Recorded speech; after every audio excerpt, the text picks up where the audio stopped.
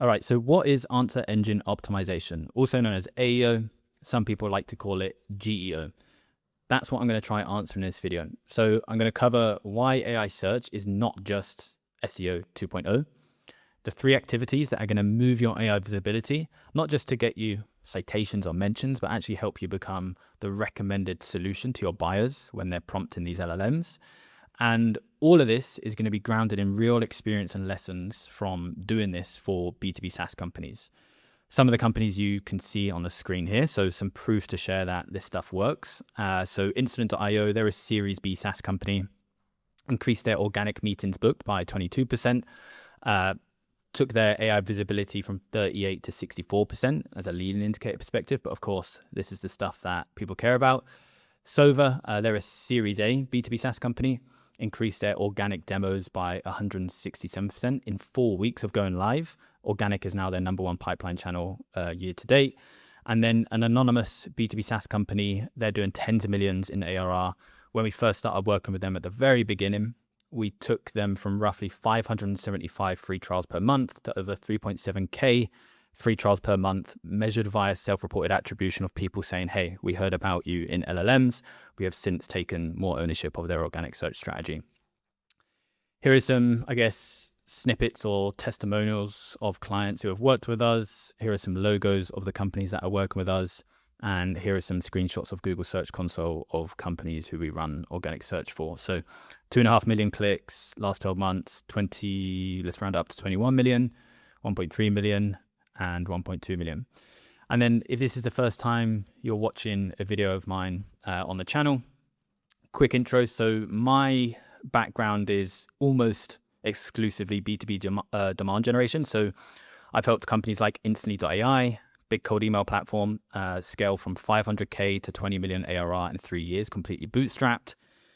Whereas Ben, my co-founder at Discovered Labs, he studied rocket science at Stanford and has built using transformers, which are a core architecture behind LLMs like ChatGPT or Claude. So combining those 2 skill sets at Discovered Labs, ultimately, we provide organic search services to Series A plus B2B SaaS companies. That includes both SEO and the AI search side, but using the in-house technical skills that we have. So we have a team of 3 on the engineering side.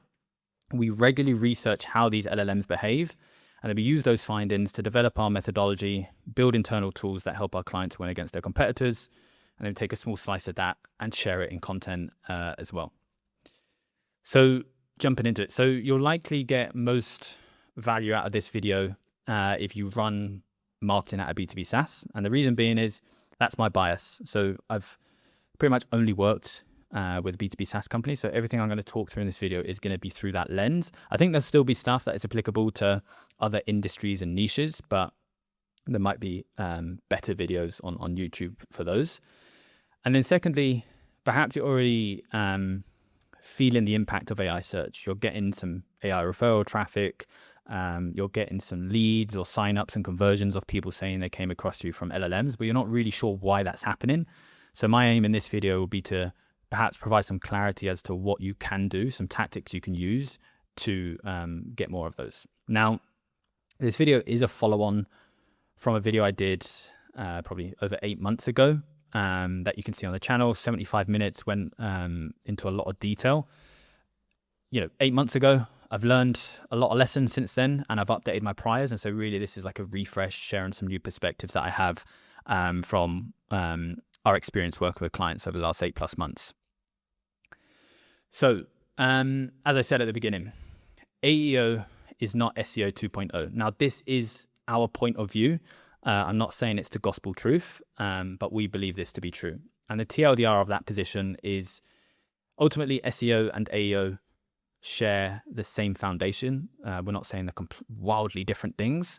And the reason being is the activity categories such as technical, on-page and off-page largely overlap, as well as the fundamentals that make any marketing channel successful largely overlap, right? Things like your brand, your positioning, having a deep understanding of your ICP, having differentiators and communicating them through your messaging, right? All of that stuff is there's a large overlap between SEO and AEO. However, the underlying systems are different, right? OpenAI and Anthropic and other companies are they're different companies to Google, right? They build similar but different technologies, and they're all incentivized through different, business models, etc. And so the downstream behaviors are different, which impacts us marketers of, how we try to win across these channels. So to give a simple comparison, if you look at Google, you search a query, usually like a short head term, and in return, you get a list of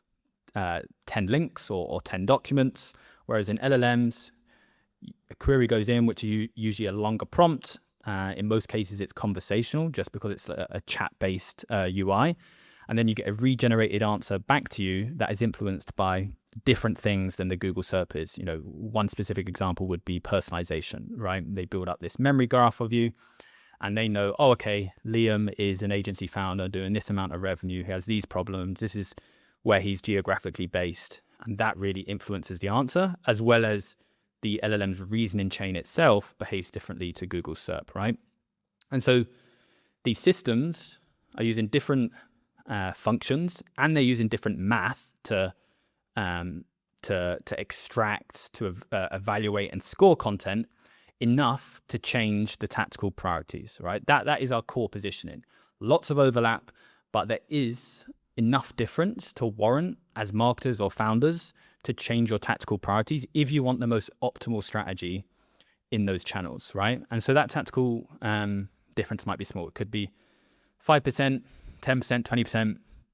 I don't have a firm answer on that, but in my opinion, in any competitive market like B2B SaaS, where I am, where I don't think it's been more competitive than it is right now, then in my opinion, that's where the edge lives, right? It's like you look at cold email. If everyone has access to these automated tools and like Clay, and they can personalize every email, then, well, if everyone's doing that, then how do I stand out?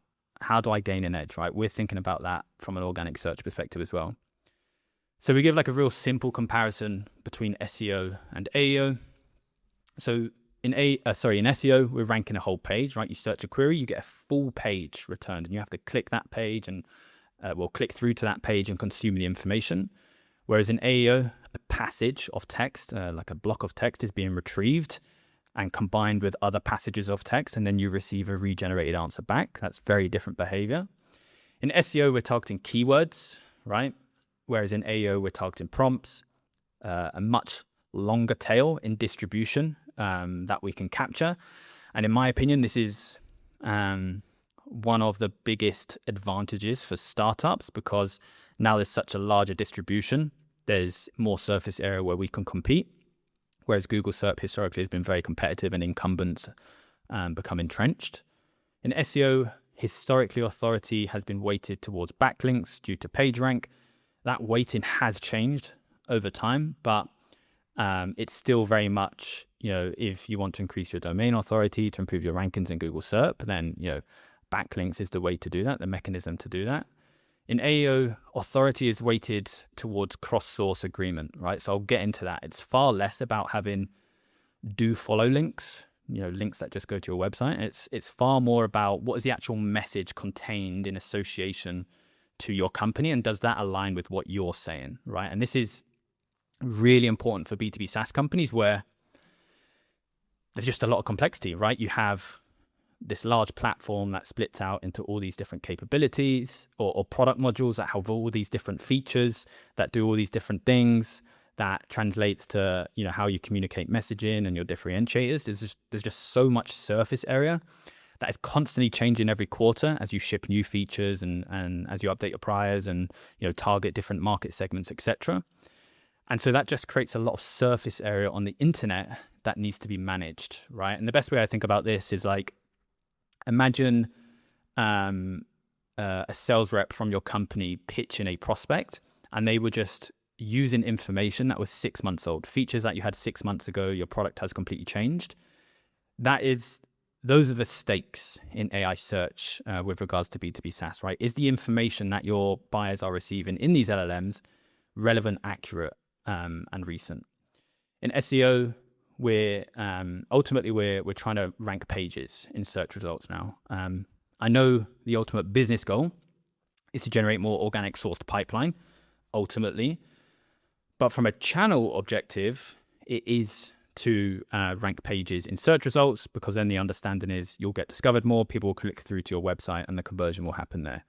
Whereas in AEO, the goal is to help companies get recommended in LLMs, right? So from my perspective, it's not to get citations, it's not to get mentions, it's so that when my ideal customers are searching things in ChatGPT that have commercial intent, i.e. they're evaluating solutions or they're looking to make a decision, they're in market, I want to be the recommended choice. Now, citations, mentions are kind of leading indicators to help us to get to that North Star, but ultimately that's what it's about for us. Now, I did do a long form article on our website. Maybe I'll link it in the description if you prefer written content. So, and then a quick thing here, I actually raised this in my last video, but there's a lot of skepticism about AI search at the moment. Actually, in general, there's a lot of skepticism about AI at a macro level. And I would just encourage you to be cautious of public opinion on change. There's a lot of convergent thinking that's happening at the moment, particularly in the SEO industry, where people are just default skeptical, and it almost seems like they're not open. They're not even open to updating their previous biases. Whereas if you look at when the internet was becoming a thing, people are also skeptical about the internet, right? Saying it's a fad and millions of people are giving up on it, right? And you can easily translate this to how people are talking about AI today. And so I just encourage you to sort of maybe do your own research and think for yourself, because it's very easy, particularly if convergent thinking is happening, because then it's the majority of people talking about the same thing and all being skeptical together.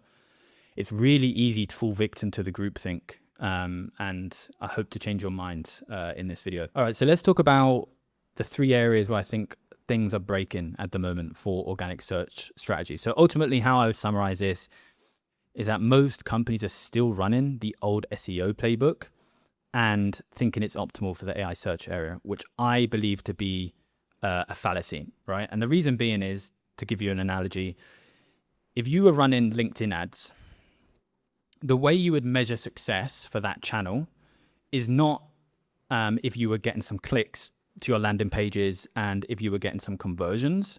How you would measure the success of that channel is you would look at those as leading indicators, but ultimately you would care about channel efficiency, right? You'd look at your CPM, how much is it costing us to get in front of 1,000 eyeballs, how much are we paying for those clicks to our, so cost per click. You'd look at cost per acquisition, and then you'd look at your CAC LTV ratio for that channel, or your CAC payback, to understand, okay, for every dollar I put into this channel, how much am I getting out? That's how we approach paid marketing, right? Whereas I think what's happening in organic search is people with either an existing or a new SEO strategy are getting AI referral traffic. They're getting leads or signups where people say, hey, we found you from an LLM. And so they take that as channel validation. They take that as validation that, okay, what we're doing on the SEO side is optimal for AEO, right? But as in the paid example I gave, just because you're getting clicks and conversions does not mean you're squeezing that channel for as much juice as possible. And really, that's my core argument here as someone who's interested in demand generation, is I care about channel efficiency. I don't want to just do an okay job. I want to create a money machine where I put $1 in and I get $2, $3, $4, $5, $10 out, right? Ultimately, for me, that's what it boils down to. And so I think there are 3 areas where things are breaking at the moment. Number 1 is on the people side. So ultimately, AI search is a black box at the moment, right? OpenAI or Anthropic are not telling us, hey, this many people are searching for these prompts, right? And so there is this sort of black box where we don't really know what people are searching for. We're forming a hypothesis and we're saying, okay, we're going to track these prompts. We're going to use software or a homegrown solution like us to track those prompts. And then we're going to create content that targets those prompts, right? But none of these providers are telling us that's exactly what people are searching for. In contrast to SEO, where we have Google Search Console, which literally tells us what people are searching for. We have GA4, which is a Google product, so Google owns the channel, they own the software attribution as well. And then we have tools like Ahrefs, SEMrush, etc., which ultimately are third-party software and never going to be 100% accurate. But there's a lot more to enable us on the SEO side in comparison to AEO, right? And so what we're seeing at the moment is a lot of companies are just being fooled by randomness, right?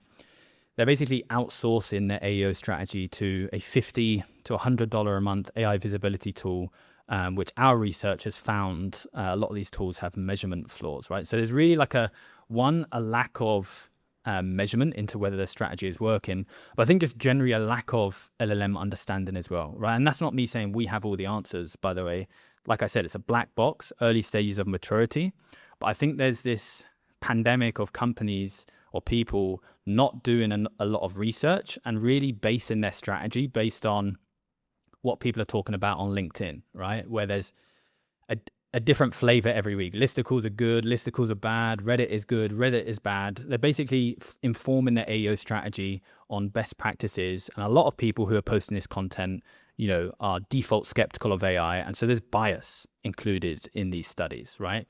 And so I think downstream, how this is impacting is a lot of companies just don't have the optimal strategy for AI search. And then if we look at the systems and mechanics side of things, right, again, we're dealing with different systems here, deterministic and non-deterministic systems, right? And so a lot of people are informing their AI search strategy just as they would with SEO, right? They do some keyword research and they create some content and they get some backlinks. And because that is getting them some results, some AI referral traffic and conversions, they assume, great, we're doing the right things. Right, where we have found that not to be true.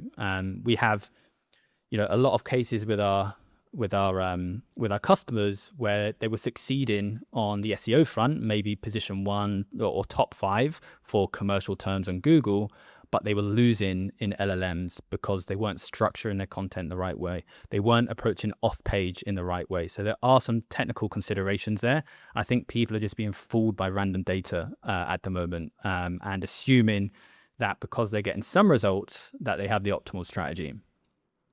Now, our view is that we're not looking at this as like SEO versus AEO, you know, head-to-head battle. Like I said at the beginning, we provide organic search services. We do SEO and AEO. We don't necessarily have a dog in the fight. But how we view organic search, and we think this is how things are going to be moving forward, is through 3 surface areas. So the first surface area is being discoverable via web search, right? So this is traditionally where traditional SEO played, right? So being discoverable via human search in the web. Whereas we think it needs to be that, but also being discoverable via agents, right? Because agents also conduct web searches. So in an LLM sense, during the query fan out process, when they need to get fresh information, right? So the focus areas here are your on-page content. Is it structured? Is it optimal for these agents? And then technical, can these agents access your website? Is your website performant? Is it AI ready? Can they, you know, they're not consuming content like a human. And so is your website optimal for this new, you know, gatekeeper of the internet? The second surface area is being optimized for citations. So these are rich, verifiable, and consistent facts that can be corroborated by others. Now, we view this as a new surface area. In SEO, one of the main activities was getting backlinks. Now, of course, marketers ruin everything. You know, that from a first principle perspective, it makes sense. You know, one of the factors of Google ranking your content is through page rank. Like if others are linking back to your content and talking about your content, that probably means it's a good piece of content. But then of course, marketers game the system. Whereas in AEO, it's less about how many links are pointing to your pages or your overall domain. And it's more about how you describe yourself, which is obviously going to be in a positive light.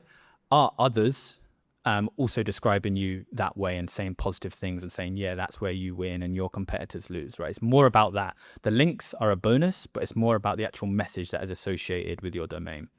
So the focus here is on-page content as well, because we need to, first of all, have our POV on our website. You know, what makes us different? Who do we integrate with? Who do we compete with? What are our features, capabilities, benefits, etc.? We need to have that ground truth. But then also off-page and earned authority, taking that message and distributing it off-page so we have that consistency.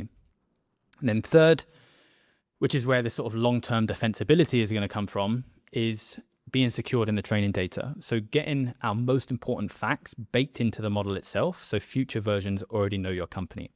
So the focus areas here are off-page and earned authority, right? OpenAI has, well, I'm going to use OpenAI as the main example because they're the biggest platform. Might change. So you can assume when I'm talking about OpenAI, I'm talking about the other platforms as well.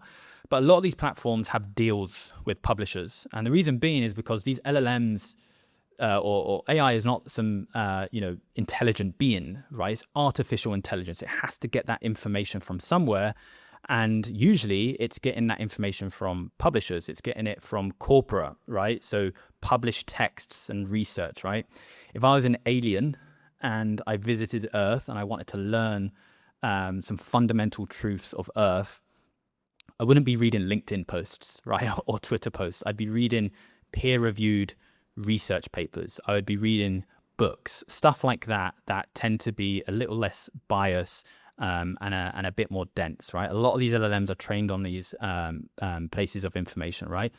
So to be secured in the training data, we want to be in these places that these LLMs are pulling from, right? And you can see some newsreels here that I've pulled where these models or these AI companies are being, sued by these publishers for, training their models on their information in many cases without permission, right? So when we're talking about training data, we're talking about this thing at the top, right?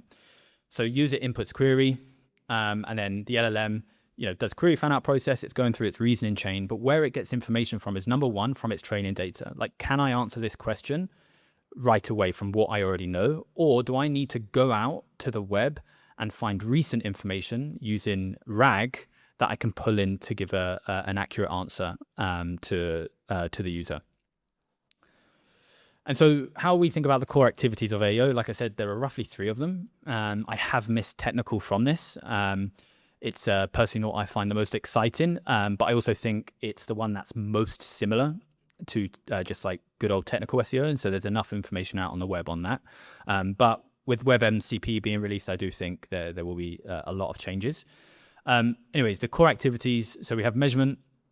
So building and measuring what we call your prompt universe. So we're going to map what your ICP actually asks AI, and then we're going to benchmark yourself against your competitors at a global level so we can see how often you're showing up or not showing up, but then also break that down to the topics that you actually care about, right? The second area is on page. So ensuring that content is structured for retrieval.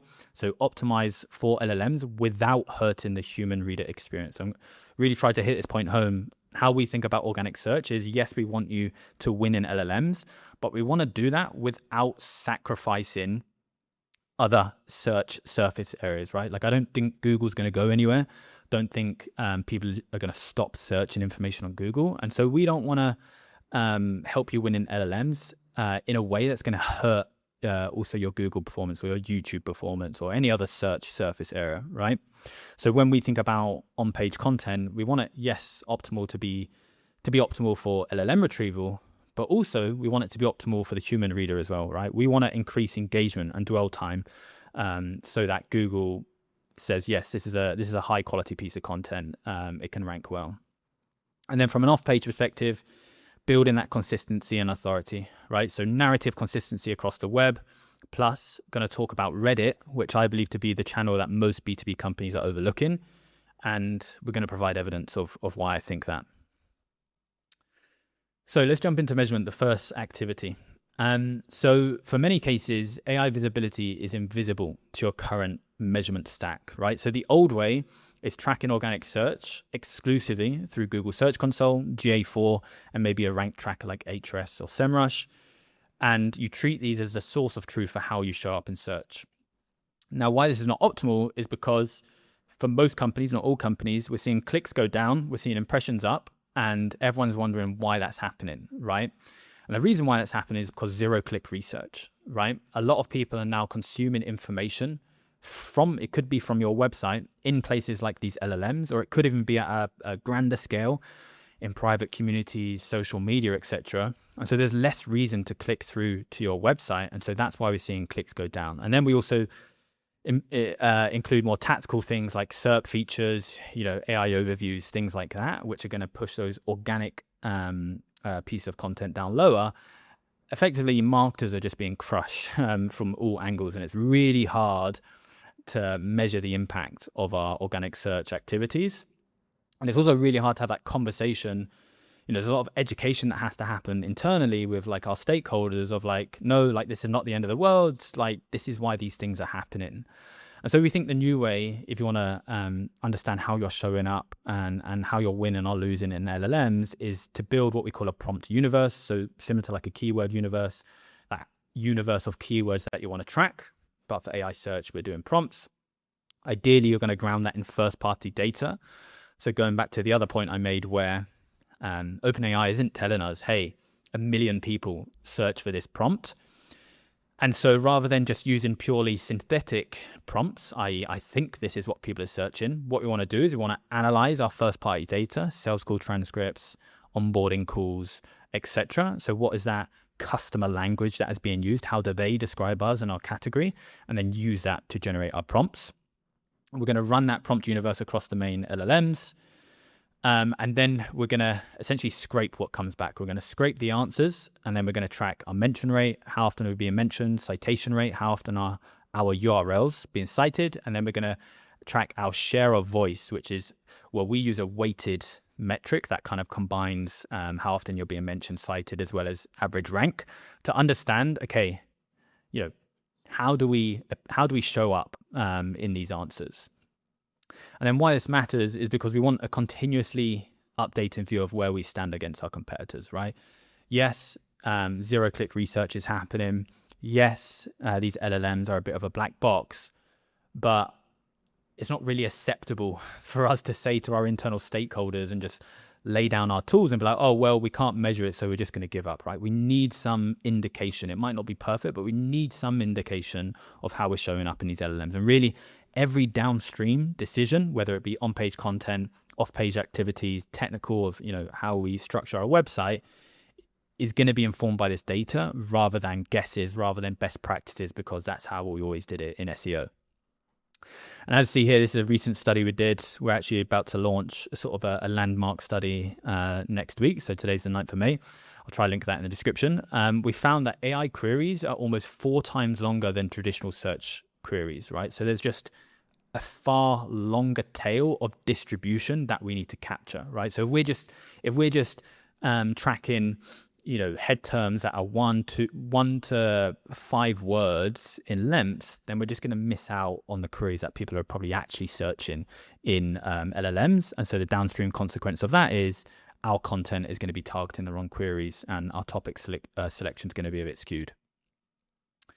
So how do we think about, how do we do measurement? So the first activity is we want to map that prompt universe, right? So first of all, keywords are not prompts. Keywords, in our understanding, are what people type into Google. Prompts are what they ask these chat-based LLMs. However, really prompts are made up of keywords, right? They're just longer, there's a longer tail, and usually there's multiple of them in one conversation, right? Usually they're more situational. So when somebody searches something on Google, it's usually like, best CRM for B2B SaaS or something like that. Whereas when somebody talks with an AI, they're like, hey, I'm a SaaS founder. We're doing 5 million revenue this year. We're trying to hit 10 million in the next 2 years. We have a team of 2 sales reps. We're looking for a CRM where we can do a free trial to test it out ourselves. Oh, and it must integrate with this attribution software because we use that. Like, there's just such there's just such a bigger amount of context, which the LLM then uses to, during its query fan out process, search for relevant information, right? So we want to try capture all of that. So in the prompt, it's going to be like, I'm a SaaS founder looking for a CRM. I'm looking for a CRM that has a free trial that I can use. Those are the type of prompts that we're going to track. Ideally, we want to ground these prompts in first-party data, not keyword volume. Now, I will caveat that by saying keyword volume can be useful as a proxy. Like, ultimately, if I sell a CRM software, you can probably assume that people that like tracking the prompt best CRM software is probably like a decent prompt to track, right? Use some judgment there. But just because there's keyword volume for a keyword and hrefs does not mean we should be tracking that as a prompt, right? Really ground this in reality with first-party data. Interview your customers, analyze your sales call transcripts. As I said here, what I like to do is I use Granola. They have a nice MCP, and I just connect to that, and I run, I don't know if it's weekly or monthly schedule, where I'm analyzing those call transcripts. What were the FAQs, frequently asked questions? What were the sort of jobs to be done that people cared about? What were some of the problems? Why did they choose us over competitors? I'm always trying to pull that rich context and then that gets fed into our content, our prompts, etc.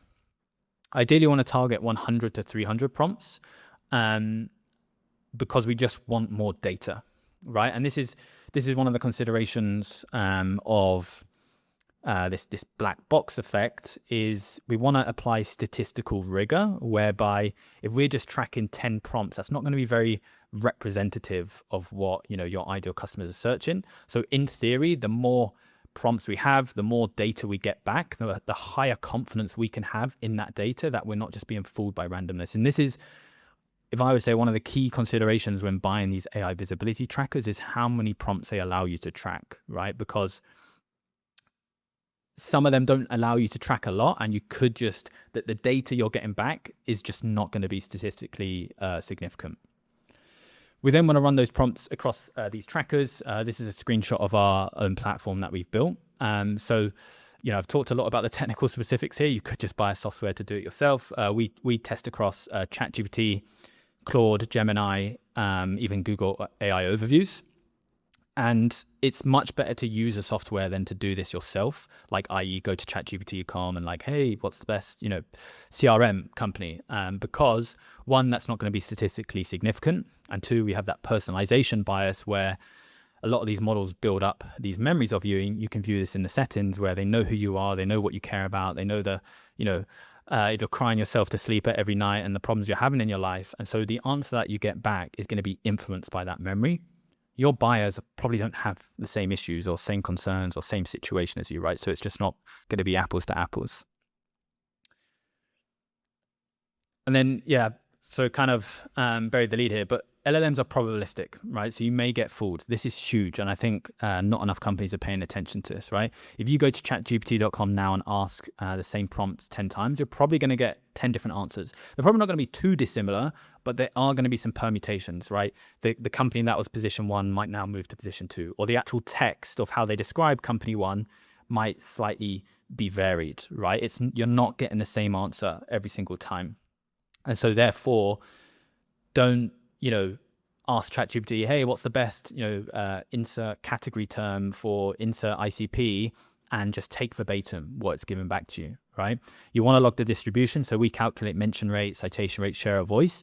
And we also apply sort of confidence intervals of, okay, how confident can we be with this data? So this is inside our platform, prompt universe. So we run it across multiple models, multiple sessions, multiple personas, and then effectively you get a distribution, right, that you can map out. So here we've got 300 prompts. You can see the different topics areas. I've blurred them out here. And here we can see the margin of error for each topic, right? So 7% as low down to 4%. So ideally we want this to be low as possible. We try to keep it under 10%, because any more than that, we start to distrust the data that we're getting back. And then how we think about measurement through a 3-prong approach. Clearly see I'm not trying to win any design awards with these slides. So from a top of funnel perspective, like leading indicators, we want to measure share of voice, mention rate, citation rate. This is going to help you understand how you're showing up in these LLMs. And more importantly, you want to break this down, not just at a global level, but by the topic clusters or pillars that you care about, right? So for this topic, this is how we benchmark against competitors. For this topic, this is how we benchmark against competitors, because really that's going to inform your strategy, because then you know where you're winning or losing, and either what you need to double down on or what you need to fix. Middle of funnel, we still want to track, even though in an era of zero-click research, right? People probably are still going to find their way into our owned assets. So we like to track AI referred traffic. Are people clicking through those citations through to our website? Clicks, of course, and then brand search lift. So one of the, implications of zero-click research is people might not, click through citations or click through content onto our website. They actually might come back, either going direct because there's brand recall. They remember who we were. Oh, I saw that website. I saw that company on LinkedIn or in an LLM or on an ad. This was their name. I'm going to search that on Google. That will come through in your software as a brand search, or they might go direct and into your URL if you have your URL is easy to remember, right? And so we also want to keep an eye on that, because this is definitely where people can get fooled, where, as a marketer, ultimately, usually on the search side, we're measured by non-branded traffic.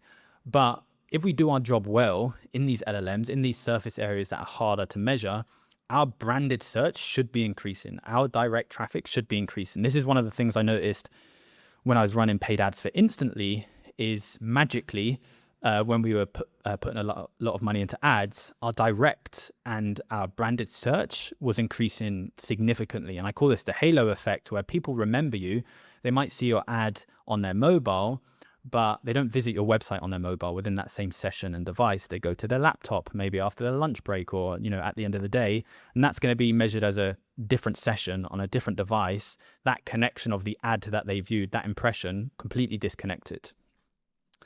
This is a regex that you can throw into GA4. So this is a report we set up for clients to measure AI referral traffic. So here you can see about 12,500 users coming from LLMs directly clicking through, which is a large number, right? And it's hard to give an exact number, but I would say only 1 to 2% of people are actually clicking through these LLMs, right? Most people, they get the answer, they're happy, they don't need to click through.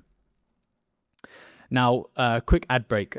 So if this is all sounding interesting and you just want to work with a company that solves this for you. So like I said at the beginning, we provide end-to-end services specifically for B2B SaaS Series A+, and we help them win against Google and AI search. So we cover all search surface areas. Like I said, we have an in-house engineering team. We're actually about a team of 20, and we have 3 full-time AI ML engineers that conduct research and development and build custom tools for us, our clients, and workflows. And we have proven results, right? So we have public case studies on the website that you can view out. So it's done for you. We're not just using NAN, Zapier, and botched together prompts in ChatGPT. We're actually building software based on R&D, custom workflows done for you. And we're not just informing our methodology based on what people are talking about on LinkedIn or Reddit this week. We try to actually understand how these LLMs behave, and also from a Google perspective, what changes are happening there. And then our methodology is built upon that. So if that sounds interesting, just go to discoverlabs.com and you'll be talking with me. All right, moving on. So let's talk about on-page. So I think this is a topic that jars people the most, if I'm being honest. And I think I cover it here in a sec. Yeah. So one of the, consequences, and I don't say that in a negative way, of us being what I would say is like a technical agency where we have, engineers and we have a big engineering and ops culture, is ultimately how Google and these LLMs view your content is not like a human does, right? They use math to evaluate your content, right? These are systems. They're not humans, right? And so we really view AEO content as a math challenge. And that jars people because I think people don't like hearing that. It's like, oh, we should create, beautiful artistic content that people love. And I don't disagree with that. But ultimately, the discipline of SEO is search engine optimization. We're optimizing for search engines, right? That is the job of an SEO, and we view it the exact same on the AEO side. So we think the old way of doing this is low volume, exclusively human written content that's targeted at keywords from search volume tools. Now, why this is not optimal, because you're probably going to be targeting the wrong questions because keywords are not prompts. And if you're exclusively getting people to write your content, then it's probably not going to be optimal for these LLMs, right? Because they're grading your content using math, and humans are just naturally not good at doing that. And that's why everyone uses tools like Surfer, Jasper, Phrase, etc. Right? So you'll actually find that a lot of agencies who say they only use human writers, the human will write the first draft and then they'll throw that into a tool like Surfer SEO, which is using AI. So the new way of doing this, we want to target our prompt universe. We want to structure content that's beneficial for both humans, right, and LLMs. Because you go too far on the other end, you're going to have issues. So it reads like a person wrote it, but it's structured for the retrieval pipeline, and these LLMs can extract it, right? So we call this AI-assisted human in the loop with guardrails, right? We're not just exclusively using AI to create a bunch of slop or just like walls of text that are like super, super dense and optimal for LLMs, because then we're going to impact the human reader experience, and then that's going to, eventually your website is going to get yoinked by Google. But go too far to the other side of exclusively human written content, you might create great thought leadership, and it will help you on that side of things. But if we're thinking about search specifically, which I am looking at it through that lens, it's not going to be optimal. Now, I think there is I'm not saying exclusively human written content and thought leadership is bad. That's not my position here. Now, why this matters is every passage, so we talk about AEO, we're extracting passages, is scored multiple times for an answer is generated, right? So it's a game of probability. The content's getting scored, the LLM's going, okay, is this similar to the query? Can I trust this source? And then it goes through a re-ranking process, right? And something we found is that these systems are in constant demand for fresh information, right? When you ask a question like a longer tail prompt to an LLM and it does its query fan out process, it's looking at hundreds, maybe thousands of sources of information, which is just a huge surface area for one user query. And we found that sometimes the recency of that information can impact the probability of your content being pulled in. There's actually a study, I'm not sure if it's one of these, can't remember off the top of my head, where they just changed the publish date on a piece of content and they were able to improve the performance of that content by up to 25%, right? So there is a belief that there is a recency bias from these LLMs, but that might change over time. The TLDR there is, this is not just like Google where you search a query and there's 10 pages of content and like that's it. In an LLM, you search a prompt, they're looking at thousands, hundreds of pieces of content. Sometimes they're adding search operators like 2025, 2026 to explicitly find recent content. And so the demand is just far greater. Now, a common thing I hear people say is like, AI generated content is bad. It's just not true. You're just throwing the baby out with the bathwater. So Google itself, as you can see here, states that they don't care if your content is AI generated, right? Rewarding high quality content, however it is produced. I'll focus on the quality of content rather than how the content is produced, okay? So the problem is not AI itself. The problem is low quality content, okay? And so if your content is flagged as low quality, then it's more of a process problem. It's not AI, the tool, okay? Low quality content existed long before tools like ChatGPT became popular, right? So don't throw the baby out with the bathwater. And this is why relying on what people are saying on places like LinkedIn, where like listicles are bad. Well, no, listicles aren't bad. It's actually a really effective content format. What is bad is overly self-promotional listicles that were clearly written using AI that are only internally linking to other pages, don't have any information gain, right? There's nothing novel that is being published. That's bad, right? So it's a quality issue, not a format issue. And so we view these as like competing forces, right? You have like the pure human craft and then the sort of pure AI optimization. Ideally, the sweet spot is in the middle. So pure human craft is like subject matter expertise, original POVs and voice, brand trust, and narrative coherence, right? And what this wins is trust perception. There is just some psychological thing where if something is created by a human, we have more trust, right? It's like why people buy organic meat, even though most of these companies are greenwashing and doing dodgy things. If it has an organic logo on it, we're happy to pay the premium, right? Because it's same as like handmade things, like handmade candles. People can charge a lot of money for them because it wasn't just made in a factory, it was made by a person. There is this perception of trust. Whereas on the pure AI optimization side, this is where we view it more through a mathematical lens, right? So information gain, entity density, right? Passage structure, scale and speed. We can just create more content and while maintaining the quality bar, right? Because get a person to write 10 articles, 2,000 to 3,000 word articles tomorrow, they're going to burn out and the quality is going to start to diminish. That's not really going to happen with right systems. And it's just gonna be more optimized for these systems, right? So what it wins is scale plus retrieval readiness. But go too far to that end of the scale, that's where it just becomes a bit jarring, right? People can read it and like, this is written by AI. I don't trust this content. I'm not going to read it. That's going to negatively impact you in the long term. So the sweet spot is somewhere in the middle where we're bringing in that subject matter expertise. We're bringing in those original POVs. We're bringing in that first party information that you've collected from speaking with your customers, but we're also using a system. We're using AI assistants to scale that output, to also optimize the content of like, okay, we need to make it mathematically optimized rather than just purely human written prose, right? So we think the sweet spot is somewhere in the middle. All right, so how do we think about topic selection, i.e. deciding what pieces of content we're going to publish from an on-page perspective. So this is why I think looking at things just from a global level, i.e. here's our mention rate, citation rate, share of voice, is not good enough. We want to get down as close to the bare metal as possible, right? Like, what are the individual URLs that are driving impact? What are the drivers, right? So this is a screenshot from our platform where we break the analytics down by topic cluster.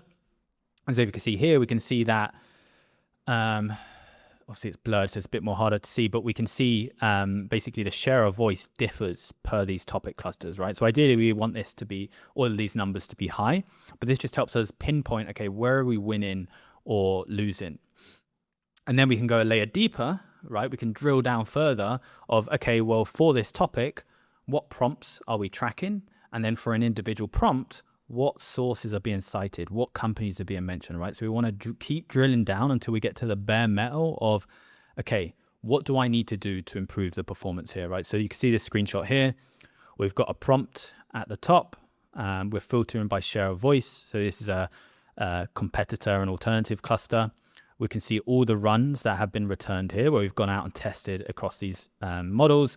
And then we can see we flag when the client has been mentioned, when they've been cited, when they have been mentioned, what position are they, and then the number of citations. We can actually click through to the raw response. And similar to as you would perform a SERP analysis of, okay, for this query, what content is ranking best? And you go, oh, this content's ranking position 1. I wonder why. What's the metadata, the type, like the H1, the meta description, etc. You know, what's the word count, the keyword density, right? That's typically how SERP analysis works.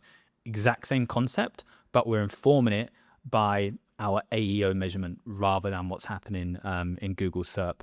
So what we want to do is basically make this decision tree of, okay, this content is performing the best. Do we have that content? No, that's a topic gap. All right, we're going to add that to our content roadmap. Oh, we do have that topic, but we're underperforming. Okay, do we need to refresh that content to make it perform better, right? So this is sort of how we inform the on-page roadmap. It could also be, it's the dominant content format is pricing pages or product pages or solution pages or integration pages. Do we have that? No. Okay, we need to create one of those. Do we have that? Yes. Oh, okay, we need to refresh it to make it more optimal, right? So that's how we think about from an on-page perspective. Content creation. So very early on, we created the citable framework. So this is based on our research. It's also based on Anthropic and Google research. And it just gives us a rubric for effectively creating content that's optimal for LLM retrieval while not sacrificing the human reader experience, right? So none of this is like crazy, witch magic. It's really just taking a mathematical lens to content to ensure that it's optimal. If you go to our website to free tools, we actually have a content evaluator where just throw in your content, it's free, and we'll score it across these dimensions, and you'll get actionable steps to improve your content. If you want this accessible via like an API or MCP, let us know. I wonder if that would be useful. So how we think about content quality, because we do use AI assistants. We've built, internal tech because we just weren't happy with the tools out there.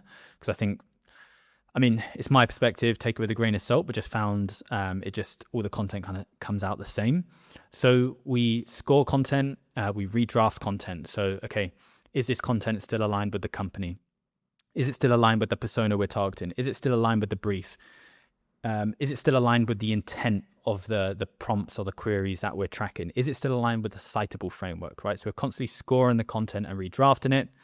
We're doing fact checking. So we do this from a programmatic perspective. If you say, hey, competitor A's pricing is $50 a month, we will, that claim will be removed from the content if we can't find a primary source, aka the competitor's pricing page explicitly saying that's their pricing, right? Because when you use AI, sometimes these models rely on outdated information, which means you then get sort of hallucinations in your content, right? So we do that from a programmatic perspective, but also a manual perspective. We have an editorial team of 8 to 9 people, all with English degrees and SEO experience. And so they also have their process for going through and evaluating the content. We're pulling in user-generated content and social proof. So you can see here, this is one of our client workspaces where there are, almost 700 pieces of user-generated content and social proof that we're pulling in, right? So this could be anything like YouTube videos, related to either owned or earned. It could be reviews from various review websites. It could be discussions that are happening naturally on Reddit. It could be sometimes clients will just give us access to their call recorders, and we'll pull those insights and push them to our platform. And so what we're doing is we're embedding that into the content, right? Because at citation time, using the agree style framework, LLMs are trying to verify claims, right? And so if you say you're better than competitor A because ABC, if you can support that claim with a piece of user generated content, somebody saying, yeah, I signed up because they're better than competitor A than because of ABC, you're going to increase the probability of your content passing the checks. But then also from a good old SEO perspective, if we're embedding UGC or videos into the onto the content and users are engaging with that, then that's going to increase dwell time. That's a positive ranking signal for Google, right? So we're trying to think about it from all these different angles. And of course, all of this is sort of wrapped around with context engineering. So call transcripts, brand docs, persona docs, etc. So everything is grounded in reality, not just generic AI slop.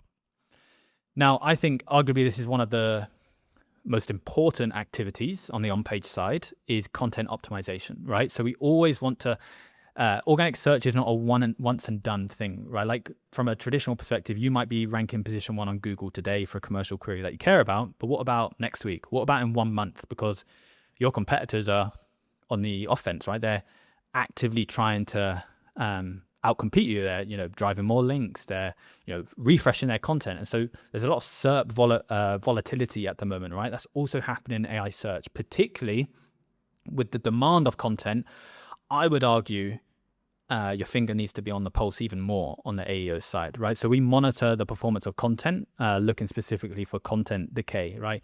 This content that was ranking well before and was a top cited source, is it still there? Is it moving? Is it increasing, right?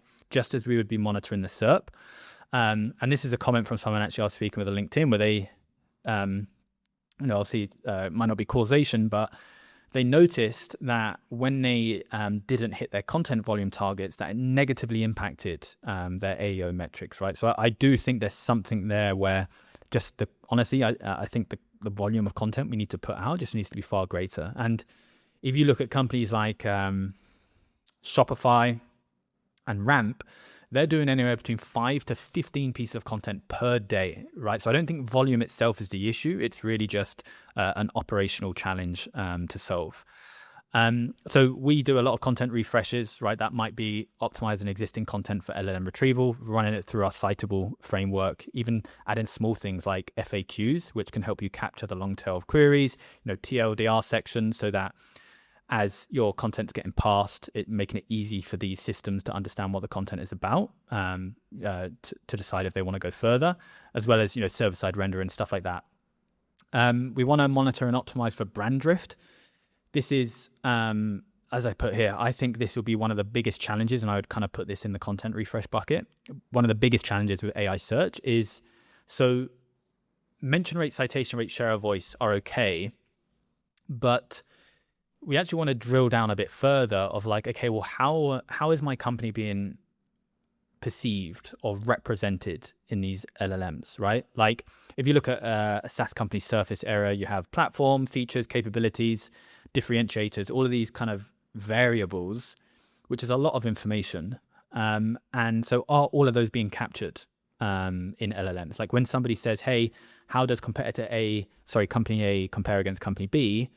What's the information that's being returned? Is the information recent, accurate, detailed, or is the LLM still using your old pricing because there's a blog article from 2 years ago that has your old pricing? Or it's saying you don't do thing A but you do thing A, it's just not communicated well on your website, right? I think this is going to be a huge concern because this information is going to influence buyer decisions, right? And so it's like a sales rep jumping on a call. I want that sales rep to be armed with the most up-to-date recent information so they are best positioned in our company competitively, right? Whereas if they're armed with a script that's 6 months old, well, then your close rates are going to go down, right? So this is a solution we're building, perception module, where we're scraping the answers, but then we're evaluating those answers. So we know what the source of truth is, what your position is today, what your pricing is, what features you have, your integrations, etc.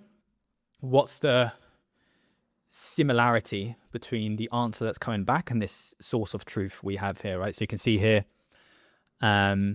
basically there was some hallucinated pricing in the AI response, right? And so then the action would come here. Okay, well, what's the root cause? Oh, it's this piece of content, or a competitor did a comparison article and they have out-of-date information. Okay, we need to reach out and be like, hey, can you update this because you're lying? So you measure that across funnel stages and the different components of a business. And here's like a practical example we saw here, a real example where when we were doing this early on for a new client, we noticed that it was saying basically, hey, if you have less than 10 employees, like don't use us effectively. And the reason why I was saying that is because it was pulling that information from a blog that was created in 2022, right? So like 4 years ago. Reached out to the client. I was like, hey, is this still true? And he's like, no, like if you have less than 20 employees, yeah, work with us. We have a free trial now, right? So that was conflicting with their current positioning and could actively be losing them conversions, because someone might see that and be like, oh, well, we have 10 employees, it's not a good fit. And then boom, decision made, right? So I think it's going to be a huge challenge for companies. So moving to the off-page side of things. So building consistency across the web, right? So in SEO, the game was to get backlinks to improve your domain authority, which is page rank, which is inferred by sort of leaks, and also Google just telling us themselves. I'm not saying, my position is not backlinks are bad, right? We build links for clients. That is not my position. I'm not saying don't do backlinks, but it's more about the natural and the often unlinked conversations that are happening on the internet and what people are saying about your company. So it's less about, hey, here's a link to this website, go buy this website, or like some commercial anchor text of like, SEO agency, right? It's actually well, Discover Labs is an AEO agency and these are their differentiators, this is what makes them different. We care more about that message than just the link back to our website. Why it's not optimal is LLMs don't weight a link graph, right? So they're not looking at your backlink profile. And truthfully, PageRank even plays less of a role in Google performance. This was said in around 2023. So just to add some nuance there, like PageRank even on the Google side is mattering less. So the new way to do this, we want narrative consistency across independent sources, right? So if we look at our surface area on the web, golden outcome, although probably an impossible outcome, is that on all these sources, we have a consistent narrative being communicated, whether that be the category term that we want to be associated with, whether it be the amount of reviews we have, whether it be the amount of case studies we have, whether it be our differentiators relative to competitors. We want that consistent message across the entire website, right? Very, very hard to achieve. We want that on Reddit, Quora, Insta publications, etc. Even the publishers that these LLMs are going to be scraping from to kind of update their training data, we want that baked into the models, right? And the reason being is because when buyers are asking these AI chats about you, or about your category, we want to show up in the best way possible, right? We want to be the recommended choice, and how that happens is all the information underneath that, right? Our differentiators, our positioning, our pricing, etc. And so this is actually something Ben, my co-founder, published on LinkedIn last week, where we're doing some research where basically the TLDR here is that the majority of influence in AI answers is off-page, right? So we can see on ChatGPT, heavily weights towards, the most heavily out of other providers weights towards like owned content, 39%. But then that means, there's a 61% off-page sources that are influencing AI answers, right? And so we have found that there is some nuance here, like from our experience. This doesn't mean like just focus on off-page, because a lot of companies just don't have optimal content or optimal websites. So ideally, you want to do a lot of these in parallel, but definitely what others are saying about you does influence these LLMs, right? And if you just think about it from like an intuitive perspective, is like if I'm evaluating an agency, right? And the agency founder is like, yeah, we're great. Like, we'll get you results in this amount of time. But then you speak to your peers or someone who used to work at that agency, and they're like, yeah, false promises, basically, it didn't work out. You're going to trust that opinion far more than the agency, right? Exact same concept, I think, with these LLMs. Now, what's happening under the hood here is these LLMs are using an agree style framework. So as I think Ben put here, this is a framework from DeepMind. So this is, I don't know if it's open source, but there's definitely some research you can view online. We don't know truthfully this is the exact framework they're using. It's just a similar style framework. So this is just basically a framework for how LLMs ground claims and cite their sources accurately, right? If we think about this from a first principle perspective, when I ask ChatGPT a question, it wants to give me an accurate answer, right? The reason being is simple, user experience, right? If ChatGPT gives me an answer that is crap, it's hallucinated, it's inaccurate, it's rubbish, well, then I'm probably no longer going to use ChatGPT, right? Because why would I? The user experience is terrible. And so to create a good user experience, they want to reduce hallucinations. To reduce hallucinations, they need to verify or ground their claims, right? So that's why off-page consistency is so important, particularly through the lens of B2B SaaS, is because if you say you do this, and this is how much you cost, and this is why you're better, well, then other sources need to be saying the exact same thing, because if they conflict with that, then that's going to be flagged by the model, and they're going to be like, well, screw that. I don't want to give a hallucinated answer back to the user. I'm just not going to recommend that company, right? So those are the sort of stakes we're dealing with here. And I think in the research, it found that there was a 30% increase in citation accuracy through using the Agree style framework. Now, something somebody said to me the other day, which I found funny, is LLMs are just Reddit wrappers, which is kind of funny because they are heavily biased towards Reddit. Of course, it's not they're not Reddit wrappers, but for ChatGPT specifically, Reddit does heavily influence its retrieval pipeline, right? And so we bet on Reddit. If you work with us, we will build your presence on Reddit, like in every package we have, because we think it would just give you such a big advantage from an AEO perspective, right?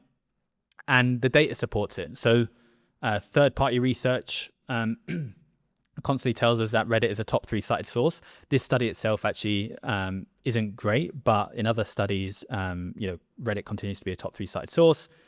Under the hood, ChatGPT heavily relies on Reddit. So we actually did some research, which you can view on our website here, where basically we didn't just look at the visible citations in the UI. We decrypted the TCP traffic of ChatGPT to understand what's happening under the hood. And we found that roughly 27%, here we go, 27% of its web searches relied on Reddit. In other words, ChatGPT is heavily influenced by what's happening on Reddit. And so the way we view it is, if the LLM is heavily biased towards Reddit, then if we're shaping or influencing the category narrative on Reddit, then we are therefore influencing the AI answer that is given back to users.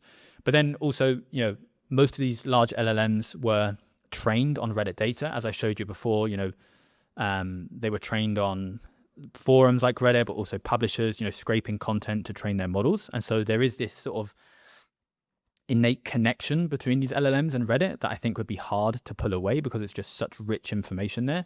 But then just look at the money. There's large commercial agreements between OpenAI and Reddit and Google. And so, we just think it's a worthy bet, and we think it's going to be somewhere to focus for the long term. Don't just see this as like a flash in the pan. And if you look at, so I think this is Perplexity, if I remember correctly, you can see that, Reddit threads are being cited for commercial intent queries, right? Best cold email software, we can see that it's citing a Reddit thread here. Funny enough, the Reddit thread was deleted. This is interesting.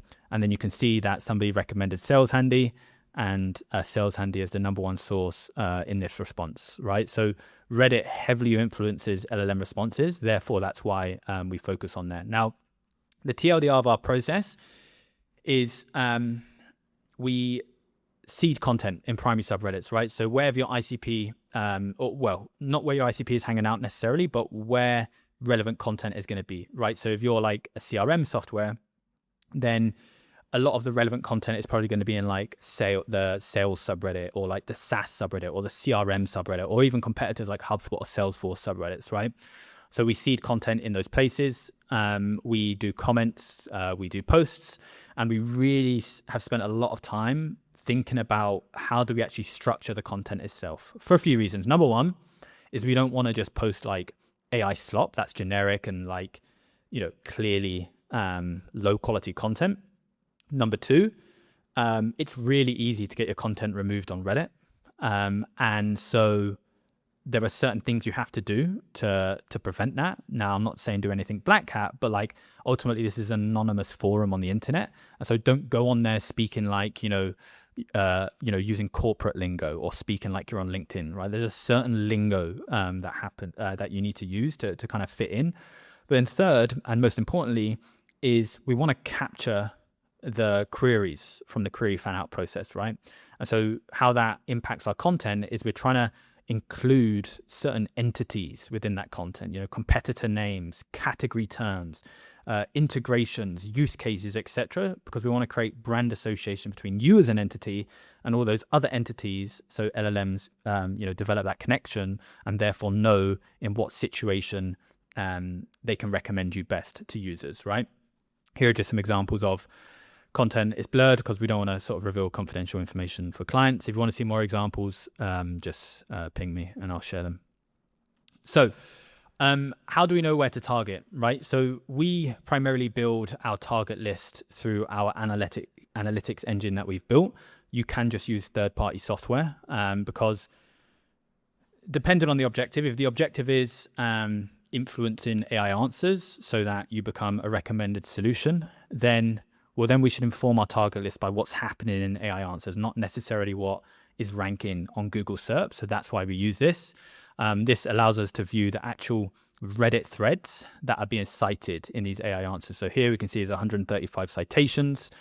And this gives us an exact list of these are the conversations. When we're searching these prompts in your category, these are the conversations that are shaping those prompts. And so therefore, we want to influence the narrative in those conversations. So here we can see for a client, 3 out of 4 of the top Reddit threads for their target query in this subreddit they care about were threads created by us. So, yes, we want to influence AI answers, but also ultimately we're doing organic search here, right? So when people are natively searching queries on Reddit, we also want them to come across our content as well. So we're trying to hit it from all these different angles.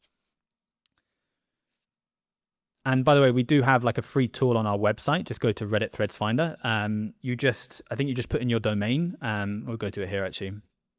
You just put in your domain and just put in your company domain. And what we'll return is we'll basically go out and we'll search across the main LLMs and we'll pull the threads that are actually being cited in your category so that you can do this yourself. You can target these threads, post content, get your company baked into the AI answers. So key takeaways for this video. So ultimately there is a large overlap between SEO and AEO, but we believe there's enough surface area that's worth optimizing for if you want to gain an edge.